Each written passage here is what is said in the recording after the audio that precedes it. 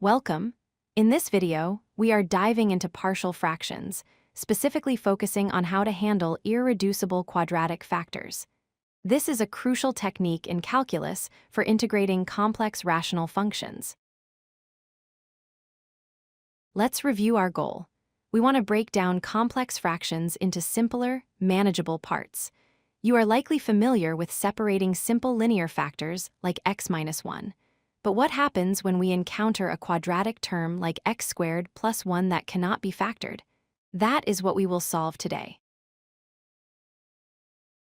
First, we must identify what an irreducible quadratic is. It is a quadratic expression, a x squared plus bx plus c, that cannot be broken down into real linear factors. You can check this using the discriminant b squared minus for a c if this value is negative. The quadratic has no real roots and is irreducible. For example, x squared plus 4 is irreducible because its discriminant is negative 16. Here is the rule you need to remember. For every irreducible quadratic factor in the denominator, the corresponding numerator must be a linear expression of the form Ax+B. Because the denominator is degree 2, the numerator must be degree 1 to account for all algebraic possibilities. Let's apply this to a problem. We need to decompose the fraction 5x divided by the quantity x minus 1 times x squared plus 4.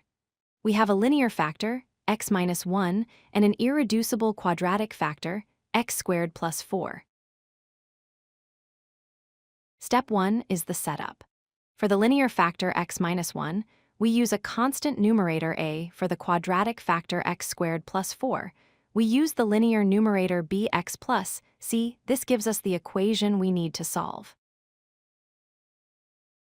Step 2, we clear the denominators by multiplying the entire equation by the common denominator. This leaves us with 5x equals a times the quadratic term plus the quantity bx plus c times the linear term. This equation holds true for all x. Step 3 is finding our constants. A smart strategy is substitution. If we let x equal 1, the term with b and c becomes 0. Substituting 1 into the equation gives us 5 equals 5a, therefore, a equals 1. Now for step 4. To find b and c, we can expand the right side of the equation and compare coefficients. We know a is 1. If we look at the x squared terms, we have 0 on the left and 1 plus b on the right, so b must be negative 1. Comparing the x terms allows us to solve for c, which turns out to be 4. We have found our values. A is 1, b is negative 1, and c is 4. Plugging these back into our setup gives us the final decomposition. The original fraction becomes 1 over x minus 1 plus negative x plus 4 over x squared plus 4. This form is much easier to integrate.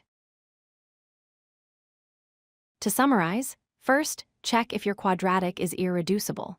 Second, set up your numerators correctly using a x plus b for the quadratic part. Finally, solve for your constants by clearing denominators and comparing coefficients. You are now ready to handle these integrals with confidence. If you like this video, hit that like button and don't forget to subscribe. Visit codelucky.com for more such useful content.